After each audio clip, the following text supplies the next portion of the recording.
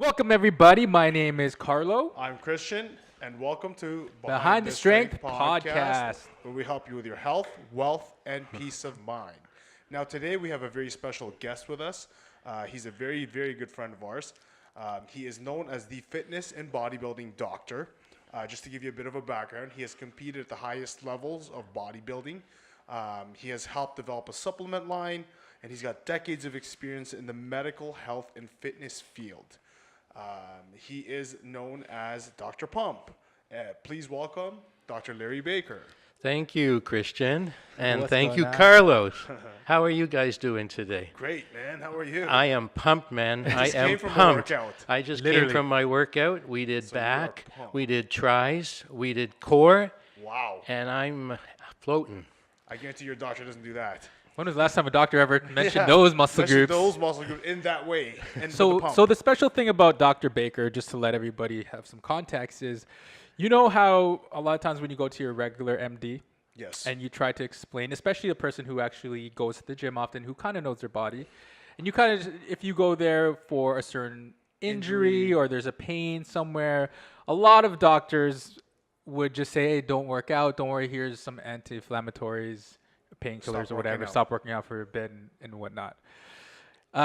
This is definitely not Dr. Baker. Dr. Baker knows the body inside and out, not just obviously the regular medical stuff, but also he could bang as in terms of knowledge of the body for bodybuilding, fitness, functional Athlete, fitness, yes. any athlete, hormonal issues as well. So this is why it was so good for Dr. Baker to agree to be on this show, because there's a lot of questions that we have, and I know there's a lot of questions that we want to cover from our clientele. So We thank you. have- You're welcome. This current day and age, Dr. Baker does treat a lot of hundreds actually of athletes competing at different levels, be it in the fitness world or different sports, and also he does have a great understanding of the people's hormonal system. The male and the female hormonal system, and hence why he helps a lot of people with fat loss issues, or if you feel like, hey, listen, I'm not dropping fat because of a certain reason or whatever it may be, then this is the guy to talk to. So Yes. we are definitely blessed to have you here today. Thank you very much for coming in. Of course. You're in the Scarborough area, right? That's where you practice? Yes, I'm in a clinic at Kennedy and Shepherd Kennedy in Shepherd, so northeast close. Toronto. Yeah, yeah. A couple of minutes away from Strengthen You. Now, as I understand, there's a lot of people actually outside, maybe even Toronto and outside of Toronto, that come see you, right? I have clients coming to me from around the GTA, northeast, west, and south. Mm-hmm. I even have some clients from the north central United States who come up to see me now. Fantastic. Wow. Wow, Yes. dude. That's pretty cool, man. It's worth the trip. And I'm working with a couple of guys now who will be competing in the next few weeks in the top levels of bodybuilding, the Mr. Fantastic. Olympia competition. Fantastic. So we'll see how that goes. That's very key, especially to have a doctor, an MD on your side when you're training for Olympia, or even a high-level type of. Everybody needs a team behind them. That's one of my foundation strategies. You assemble the best team that you can. Nobody can do this themselves. I challenge anybody to tell me that they've become a champion without help from others. Yep. You need your personal trainer, you need your nutritionist, you need your vitamin guy, you need someone to teach you how to pose, you need someone to take care of your injuries when they occur, your diet. You've got a whole team around you. Yeah. That's the Very way I good did approach, it, and very good approach. that's what I am now, as part of the team of some of these champions. You know what's very interesting though, as an MD, right? You could technically say, "Hey, fuck everybody, I'm the guy to go for everything," right? But it's pretty cool how you're down to be part of the team.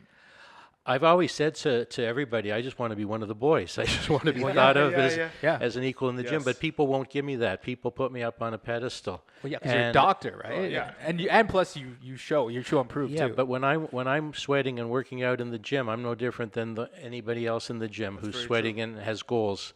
very true. Whether it's to be a competitive champion or just improve your overall health or anything in between.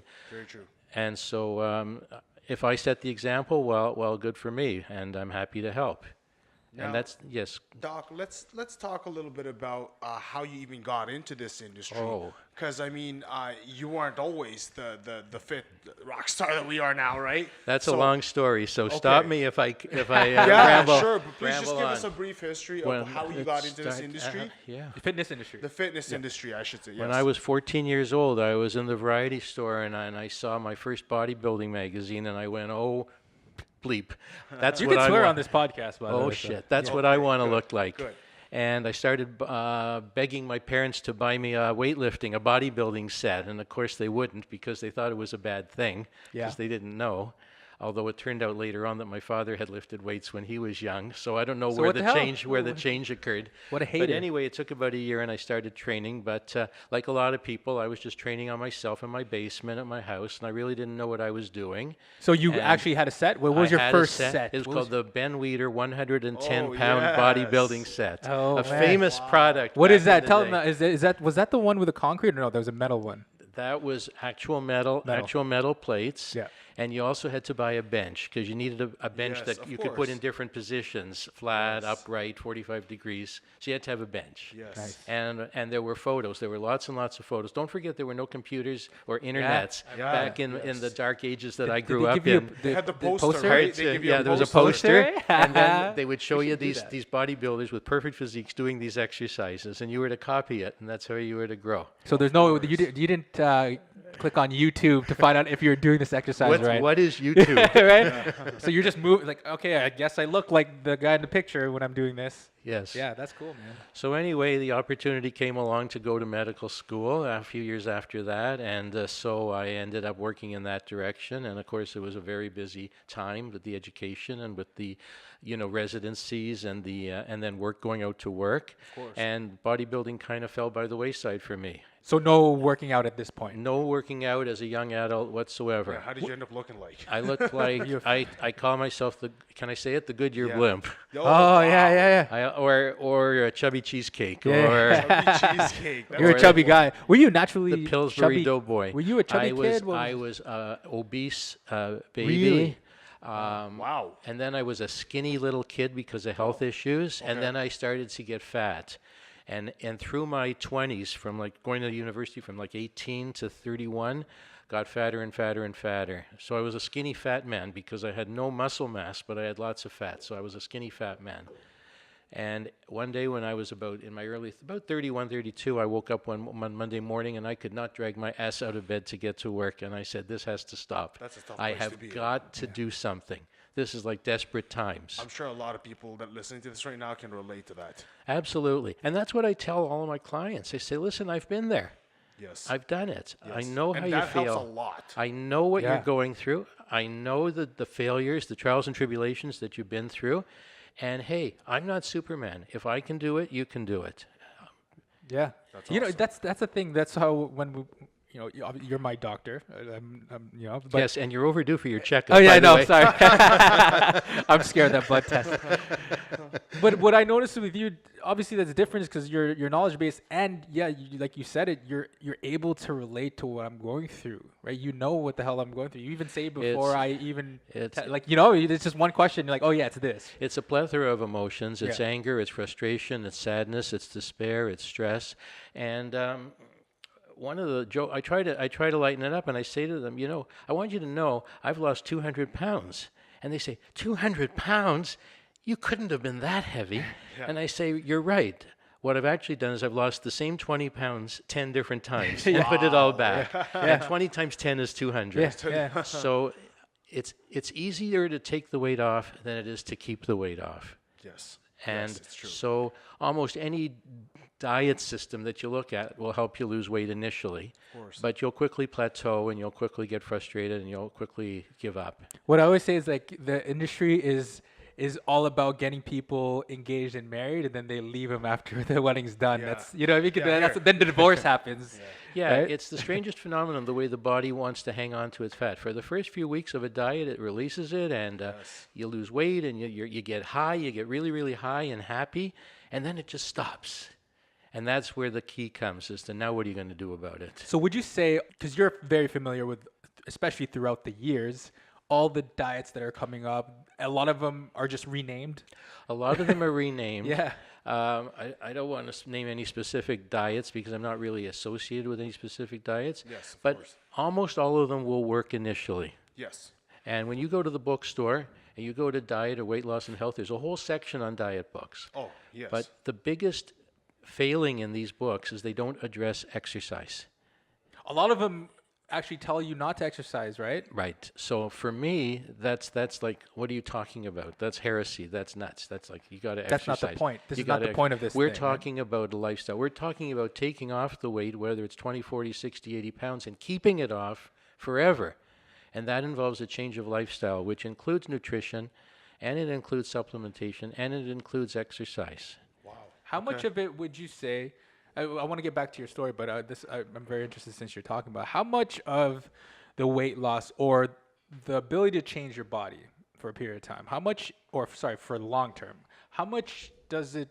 How much is the mind involved with that? As a doctor, in terms of obviously consulting a lot of people, first they come through these tangible issues like my food and all that stuff. Oh, I don't know if I'm training right. But how much of it is really associated to the mental?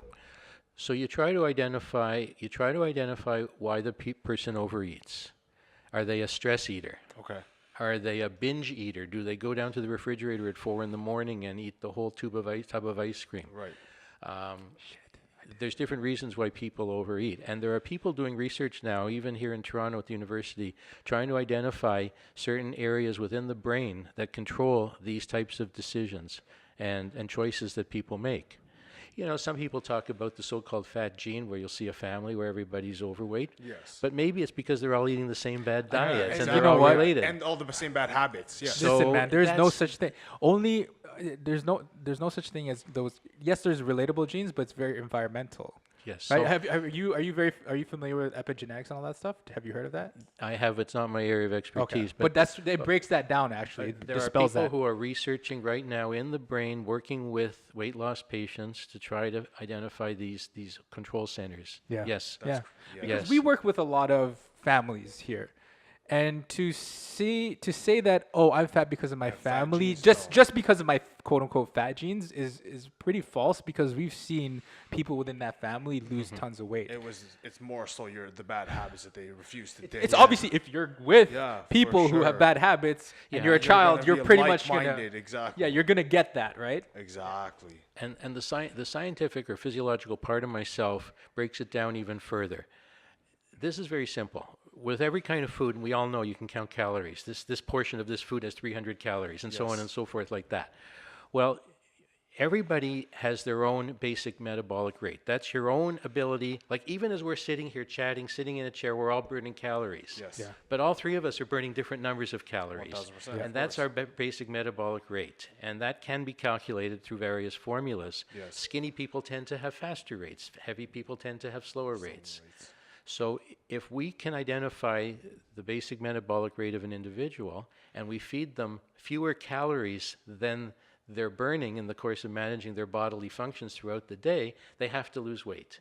Yes. Calories in have At- to at the be, basic have level, to be lower yeah. than At the calories basic out. level of a And then diet, you got yes. food choices and you got individual variations. be But that's the cleaner basic options and the others. basic point. Now, my Fantastic. question for you, Doc, what is a basic way, one way to increase metabolic rate? Exercise. Exercise. Exercise. And, So okay, that's- what specific ones? What kind? Or Both. any? Is it? Both. Exercise is generally broken down into aerobic or cardio and weight bearing. Those you are would the say two both. forms Suggest of it. both. Yeah. Yeah, I Suggest say both. both. Fantastic. And then I say there's no such thing as bad exercise. Do what you want. Do you like to play basketball? Get out with the guys and play basketball. It's Amen. only going to help you. Man, we do say- It's we only going to practically- help we you. preach the same thing. There's man. no such thing as bad exercise. Yes, for sure. Now, can we just touch base a little bit about how did you even get into how did you get to be known as Dr. Pump, the fitness and bodybuilding doctor? Now, tell us a little bit about your history of competition, because you Yes. were also competing at the highest levels of bodybuilding. So very quickly, as I said, I decided to start changing my life. I started trying to reinvent myself from a fat guy to a skinny guy in my early 30s. And throughout that decade, I became cardio man. And I started doing hours and hours of cardio. Everybody starts off with that, eh? And that didn't work. All I got was it worked. I got skinnier and skinnier and skinnier, but I didn't look any better. And my friends and my relatives started asking me if I was ill. Is there something wrong with you? You look terrible. Your color is bad, and your hair is bad, and everything's bad. So this went on, and then when I got to be about 40, I started to not feel well. I started to get I started to really lose weight, like in a bad way, like not in a I started to feel tired. I started to have pain in my belly, all sorts of symptoms. And after a while, I got diagnosed with a disease which is called colitis, which is an inflammatory bowel disease, for which I was treated with very toxic medication to try to stop it and turn it around. And it took about 2 years, and I was able to come out of it and get a remission and be able to feel good about myself. Fantastic. At this point, at my height of 5'10", I'm probably a little bit shorter than that now because I got older, I weighed 130 pounds, which is like totally bad That's every really level. light. On every level. That's really light. Yeah. That is unhealthy.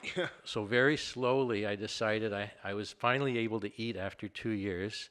I decided that I had to start weight training. I'd always thought about it. It had been put on the back burner. At about the same time as all that was happening, my children, who I'd raised with my wife had grown up and were on their own, and I had a little more free time on my hands. And I said, bodybuilding is what I always wanted to do, and bodybuilding is what I need to do right now to build my body back up from this disease. And that's what I did. That is awesome. So wait, you were 40? 42, 43 at this point. See? So 42, late. 43. there's another point there, which you just identified. You're never too old to start. And I tell Preach that on, to Doc. all of my clients. 50-year-old men come in, 55-year-old women come in, and I say it's not too late. Yes. And that And goes you against, could say that. and You have that the, goes you have the right. against traditional medical thinking. 1,000%, of course. And you talk to some kids who were star athletes in their 20s, and they come in at 35 and say, "Oh, I'm over the hill." Yeah. Oh And I my just God. laugh at them. And at I just 35. laugh at them. I say, "No way. No, you don't get away with saying that in my no. office."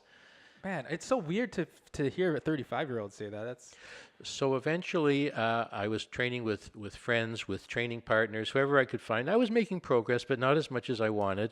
And then one day, one of the trainers introduced me to a group of people. It was 3 people. One was a pharmacologist who had a pharmacological company where he makes drugs and products, and one was a personal trainer, and one was a naturopathic doctor. And they were looking for someone to join their crew. And I became the guy who joined their crew and got my start into the supplement industry. Oh, wow. And That's the personal trainer, after some negotiating, which took a few months, became my trainer. nice.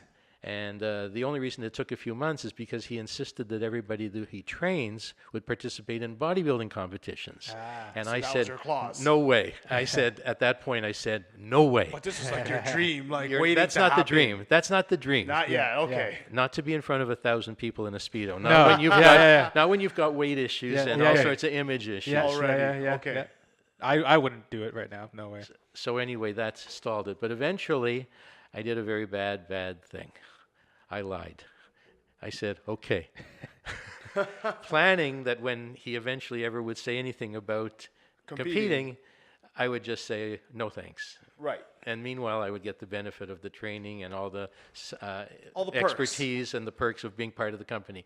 And we went to Vegas. We went to several Olympia competitions, Wow. and we got to meet all of the top stars, and we got to meet people from other companies and really learn about the pharmaceutical industry. Wow. I eventually had 3 consulting jobs with 3 different pharmaceutical companies, and that furthered my knowledge. My job was usually being on the team that was looking for a natural product that would raise testosterone levels in a healthy way. Yes. And Almost like the that- 1990s that's something pro-hormone that's something that industry. everybody's looking. That's some OGs. The thing. pro-hormone industry. That's OG That's shit. what everybody's Yes. looking for. Yeah. But it had to be natural, it had to be healthy, Yes, and it had of to be course. legal, and it had to be honest, and that's Yes. what we were into.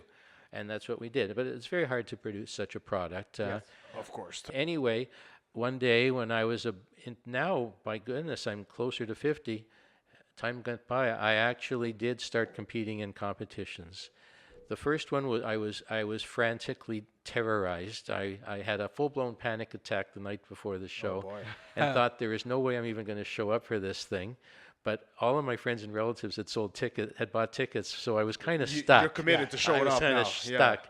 So I got through it, and somehow I won that. That was called Mr. Toronto, which doesn't even exist anymore. And I was That used first. to be CNE? Is it the CNE? It had originally been at the CNE. They had Yes. moved it to a high school auditorium by then Okay. in Thornhill, but that's where it was. Yes, Yes, that's yes. the show. So you were Mr. Toronto.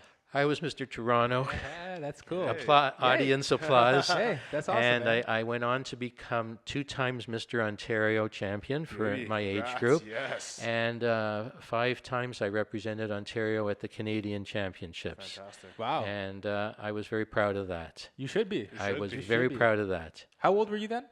I was into my mid and high 50s Wow. as that, because I didn't Wow, you compete have every no year. excuse. What excuse? Do, No and if excuse. you're So watching for- this and you have no excuse. For I don't care what anybody anybody says. listening to this who's ever had a dream, do it. He was not physically go. gifted when he was younger. He was sick. There you He was go. older. I wouldn't say Thank you, old. Carlo. Sorry. He was to the standard. He was old, too old to start even lifting again, and he broke all of the boundaries, man. Yes, Right. and it launched me on a second career. It really did reinvent me, because even though I continued with my medical practice, I started attracting people from the industry who started off simply by asking me at the gym if they could come to me as their doctor. That's amazing. That's some great referrals That's a right there. great That's So- a great marketing take. Yeah, he was an When- influencer before social media. When you use Wow. the phrase reinvent yourself, I was reinventing myself without even trying. It just course. happened. That's how naturally. amazing. That's how it That's- works, and- though, and man. it You works. just get into something you're passionate about, and then things start to happen. It just starts to steamroll Well, from there. that is my passion. Yeah, yeah. And so that brought me up into my 60s. And That's how you got the name Dr. Pump, basically. that's how I got the name Dr. Pump. And it's all Fantastic. cool. It's all cool. Now, just a little, there is a twist to this story, because if we may touch on this, there was a little bit of a difficult period there that you went through not so long ago. And man, the huge bounce back that you've had since then. Do you want to Yes. touch base a little bit about that? Yeah, I please? think it's important to touch base on it, and I'll tell you why. The first time that I got sick, in my early 40s, I was lost. Okay. The reason I was lost was because nobody really plans to get sick. You know, Yes, you're young, you're strong, you're healthy. You look at some of your older relatives, maybe they're not doing so well, age is creeping up on them. But none of us really put ourselves in that situation where we're the one that everybody is worried about. Yeah. And it's very hard on the friends and relatives seeing you like this, and nobody really knows how to help me, and I didn't know how to help myself. And I had to learn, because the only way I was going to get better was to look after myself. Yes, I had a team of doctors and all that, and yes, I had family support, but I was the one who had to do the work. And I realized that I had to start having a positive attitude. I had to start developing strategies for dealing with the physicians and getting better, dealing with the medication, figuring out what worked for me and what didn't, and in terms of diet as well. And it took time. I had to figure it out, and it took a few years. So a lot of it had to be a mental and an emotional. Mental. I had a spiritual advisor, which I again do now, Yes. to help me. Would you say you hit like a point where like you didn't want to move forward, then you got out of it? I can recall one day sitting down with my wife and saying to her, if this is my life, I don't want to live it anymore. I'm done. Wow. Wow. That's where I was. That is a huge bounce back. And that's at the age of 41, 42. Yes. Because I couldn't even go to work. I was dragging my ass into the office to work a half a day just to get in there. Yeah, yeah. And I didn't know where I was going to get enough money to support my family. You know, you Yes. carry insurance, but it's not enough. That's not enough. And I didn't know how I would take care of my kids. Yes, they were on their own to a large extent, but there were still things to do, and the family. I can't imagine how tough that would have been, because you were sick yourself and you're still going to work as a doctor helping other people who were sick as well. That Yes. must have been crazy. And I can only imagine the emotional baggage that comes in with a client, Yeah. right? Well, So- it yeah, was, you're not exactly, there's not a lot of happy people all the time coming to you, I would assume. You're correct. People who go to the doctor are feeling sick, or they're worried, or they're scared, or they're angry, or they're depressed, anything, until they find out that what's wrong with them isn't serious. Yes. Okay. And then if it is serious, well, that's a whole other story. Yes. But yeah, that's how people are. Yeah. And that's the world that I live in. It's a world filled with negative energy. It's a world filled with violent emotions, most of them bad. Yeah. So, Doc, And- I want to touch base on, because being in tune with that, you just addressed it, and not everybody that's listening is. So, and for those of you who are, now, what do you do to kind of get yourself, to kind of release that negative energy, to kind of bring back some life into yourself? Well, in my case, except when I was really sick, Yes. it became the gym. Fantastic. That Wow. became my happy place. That's your release, yes. And my endorphin release, which is, a good hormone release from the brain during a good workout, Yes. became my happy pills. That's what I called my you're addicted to happy the gym, pills. pretty I'm much. addicted to endorphins. Yeah. I'm addicted to the gym. Yeah. I have a physical passion, and I have a mental or emotional passion. Fantastic. And so for me, it's easy. One question that people would ask me quite frequently was, Doc, how can you go to the gym every day and lift those dumbbells over and over and over and over? I said, I've never thought of it that way. Yes. I just do it. What was your it's my association job. with it is It's my different. job, and I love the outcome of my job. Yes. And yes, I do have a passion. And one person went so far as to say to me, "You're obsessed." Oh, I can't. Oh. I've heard that many Yeah, times. You yeah, probably heard yeah, that of course. many times. And Of I course. said, "Call it Like what there's something wrong with you now. You're obsessive compulsive over like it this has to thing. be a negative." But isn't it funny how the only people who actually say that are the ones who don't even understand how great it is for you? So I have to, that's one of my strategies. I have to not be sensitive. I have to have a thick skin. I have to let it roll off my back. Preventative, yes, yes. I have to let it roll off my back. You really got to be Dr. Cool for like most of your day. Yeah, you really can't do. imagine- I can't imagine all the You comments. really and do. Yeah, right? Everybody knows everything these days, especially Google. This is Like, one. it's- This is one of the things that I encountered when I was with the pharmaceutical companies. One of my responsibilities was giving talks on different products like creatine or L-glutamine. Yes. Just talk about it for a few minutes. And there would be what I call hecklers in the audience. Hecklers are defined as my people who gosh. know more than the speaker. Yeah.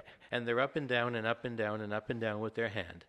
And and they're trying to prove you wrong or trying to prove me try to- wrong or tell their story at the expense of the other 1,000 people that are sitting there being bored. Yeah. And I didn't really enjoy the public speaking because I believe in what I'm talking about, and I don't enjoy being challenged in that way. If there's a point of science or fact that's debatable, well, we can talk about it, but not in that way. Yes.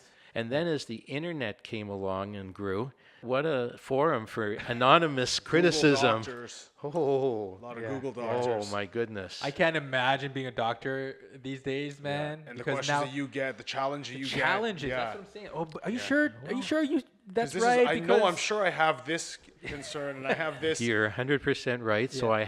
I have to smile and I have to listen and I have to give them meaningful answers to what they're saying. I have to validate them, but still do what I need to do. Yeah. That is, yes. That's Or very, I just have to tell them on rare occasions very this professional isn't of you. going to work out. Now that's But rare. professionalism at its best.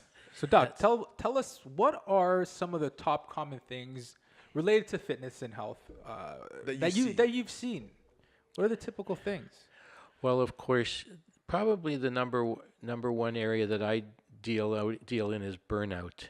Burnout. So Burnout what does is that a mean? person who's been a very, avid both exerciser and competitive athlete for many, many years, and suddenly their body is not responding in the way that they expect it to or need it to. Sound familiar, anybody? So what? They're not muscle gain is not happening. Or fat loss. most commonly it's the fat loss that isn't happening. Right. In other words, they'll have had a history of being lean and competitive and often winners. Okay. And they could have been that way for as long as 15 or 20 years. And all of a sudden, it doesn't happen. So this is a very common thing that you see, right? So they'll come into me and they'll say, I think I have a thyroid problem, or That's common. I think I have a hormone problem. And I'll, do a full proper medical history examination and then extensive blood testing. And more often than not, the blood testing comes back perfectly normal. So when because we hear it all the time. Of course. Oh, I think my hormones or My my thyroid, thyroid. I need to, or my iron levels, which sometimes the It iron may levels, be. It may be true, yes. But how often? That's why it's very interesting that you said that. Like, out of all the times, percentage-wise, if you can, how many people try to misdiagnose themselves? Oh, it's in the 80 to 90% range. really? Eh? Quite But often, that's their truth. Quite often, they're certain that they have a thyroid problem. They may have already started taking iron or maybe B vitamins because they think they're deficient in that. Yeah, that's a And- typical one too. B Yeah, vitamins. Yeah. B vitamins, yeah. Or they may think that they have highly elevated cortisol levels, which indicate stress in the body, but they don't.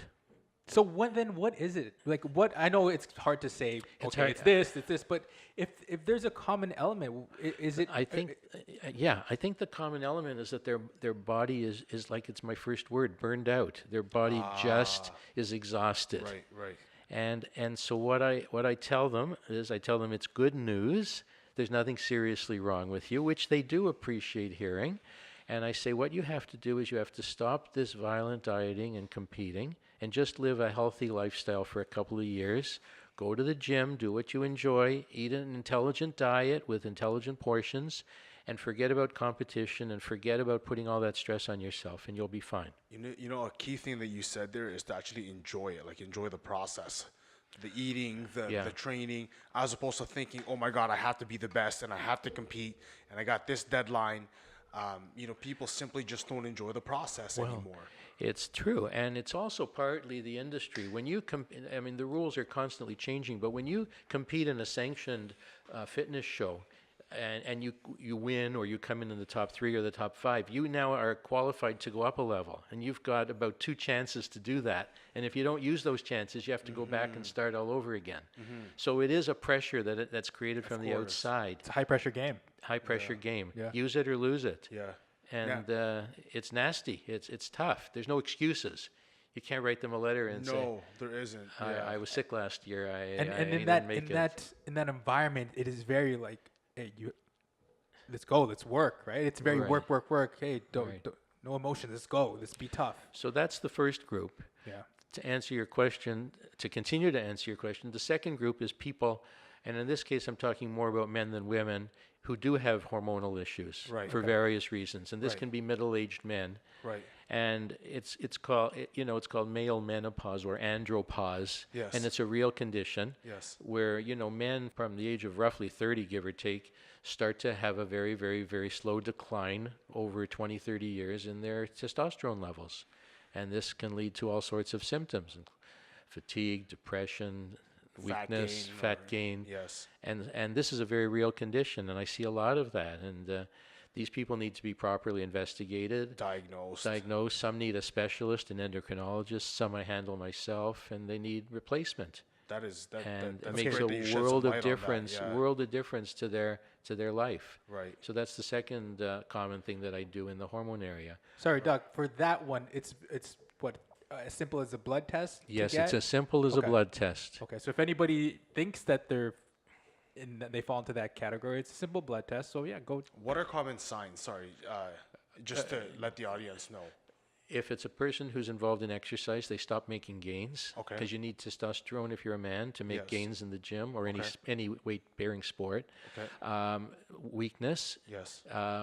They used to be able to handle a 50-pounder. Now they're having trouble with a 30-pounder. Right. I should see. No, I'm joking. There are.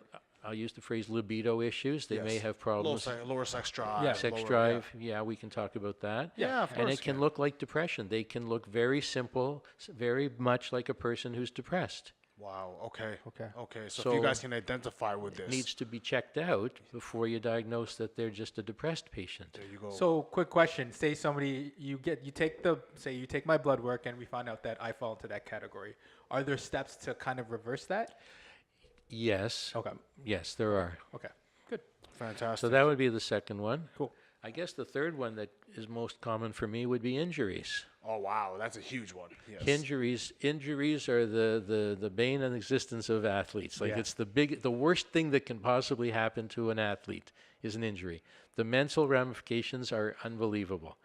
And even the physical aspect of it is unbelievable too, because they need to find someone who can fix them and fix them fast. for whatever reason. Yeah. I got to get back to the gym. I've got a competition coming up in 2 months. What am I going to do? And so the person has to be examined.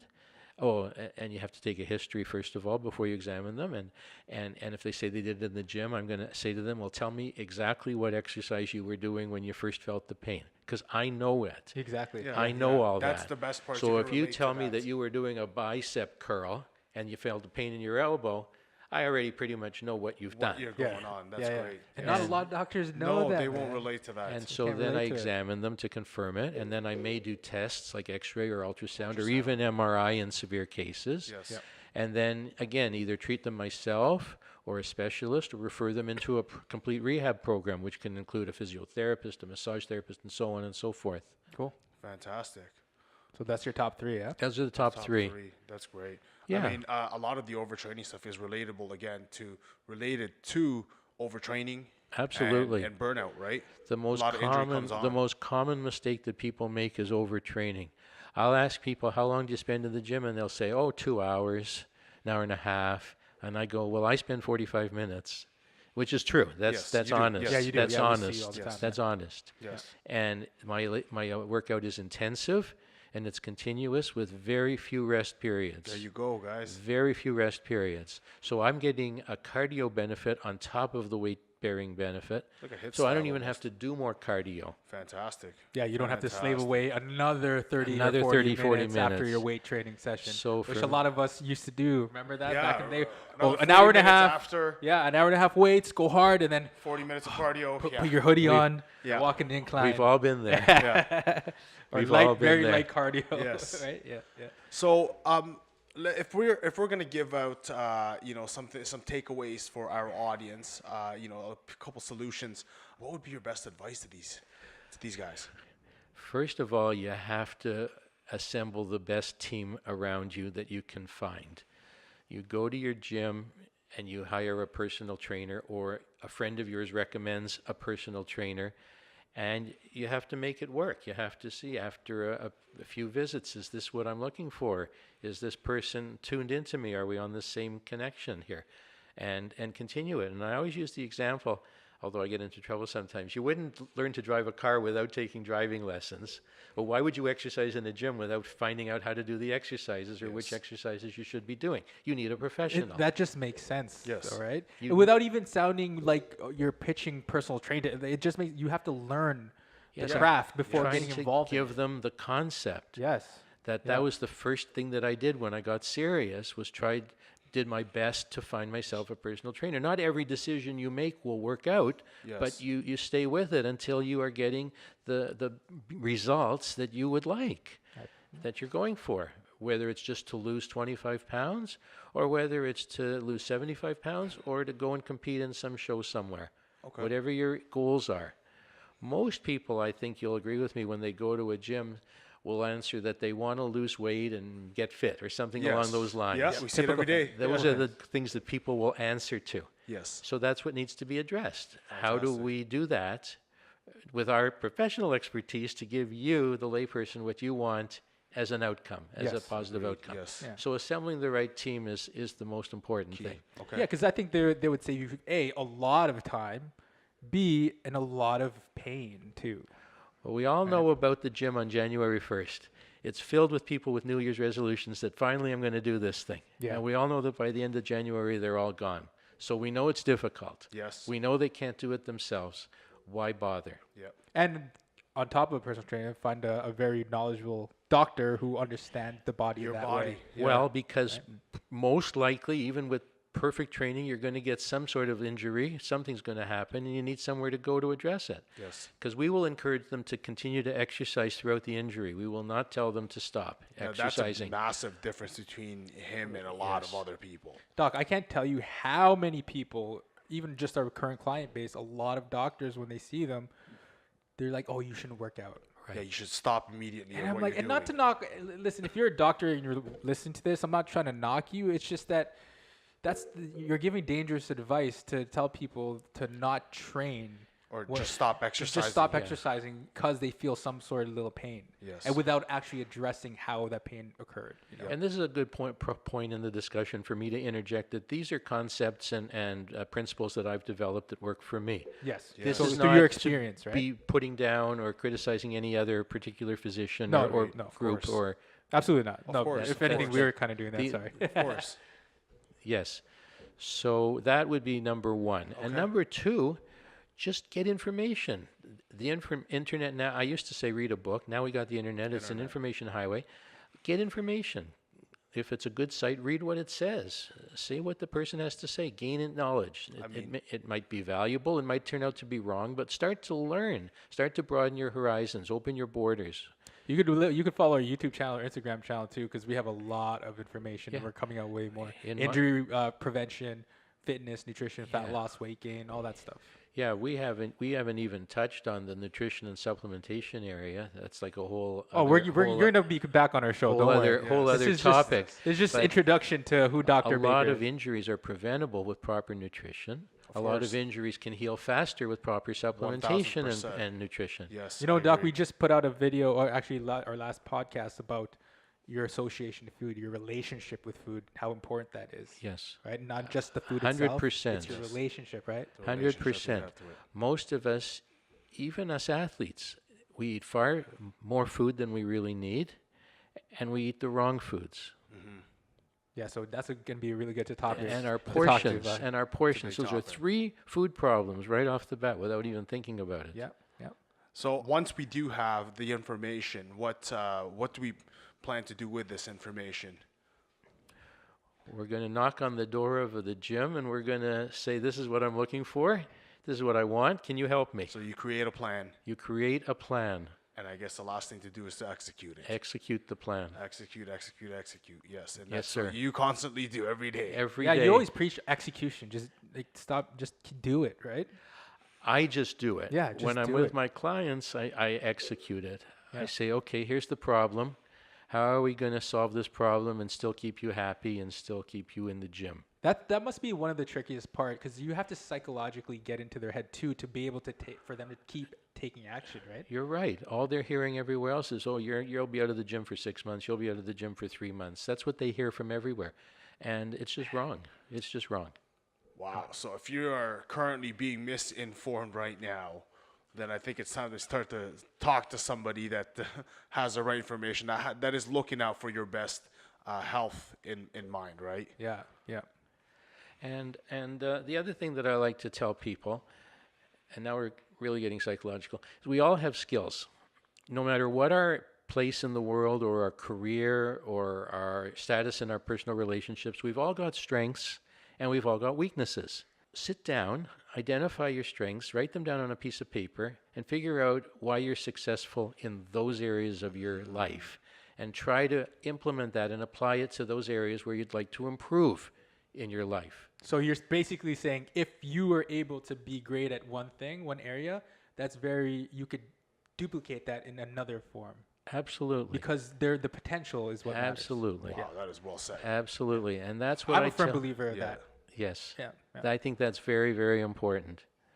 And that's what I do. And the other thing I do is I find sayings. If I find a saying that works for me, I write it down. Yes. Like when I was sick, I coined the phrase mandatory survival. Mandatory survival, because That's a very, very powerful not saying. recovering was not an option.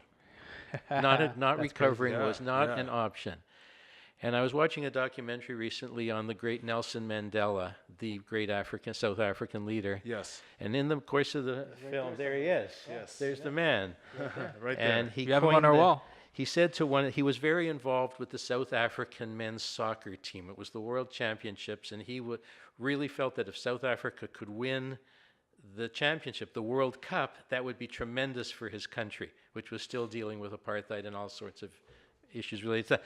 And he said, how do we inspire those around us to do better than they think they can do? Isn't that all our jobs right now? Wow. If you think That's about it? all our jobs. Yeah, that's what we a do beautiful every goal. morning when we go Every to work. morning. Is that whether it's their medical health, whether it's their physical and or their mental health. Amazing. Thank you very much for your time today, Dr. Baker. We greatly enjoyed this conversation. Thank you. We will definitely have you back again because I'm sure the audience is going to have a lot of questions for you. Guys, thank you very much for listening. This is Behind the Strength podcast, where we help you build your health, wealth, and peace of mind. I'm Christian. I'm Carlo. And I'm Dr. Larry Baker, Dr. Pump. Dr. Pump. Thank you all for listening, watching. If you have any comments, concerns, any topics that you want us or even Dr. Baker to cover, please contact us at bts@strengthenyou.com. That's Bobby, Tara, Sandy at strength-u.com. Make sure you follow us. Make sure you like this video if you found any sort of amazing information from Dr. Baker here. Yes. As always, we appreciate you being an audience, and we're looking forward to doing this again. Thank you very much. Thank you. Cheers. Cheers. Thank you. Thank you, man. Appreciate that.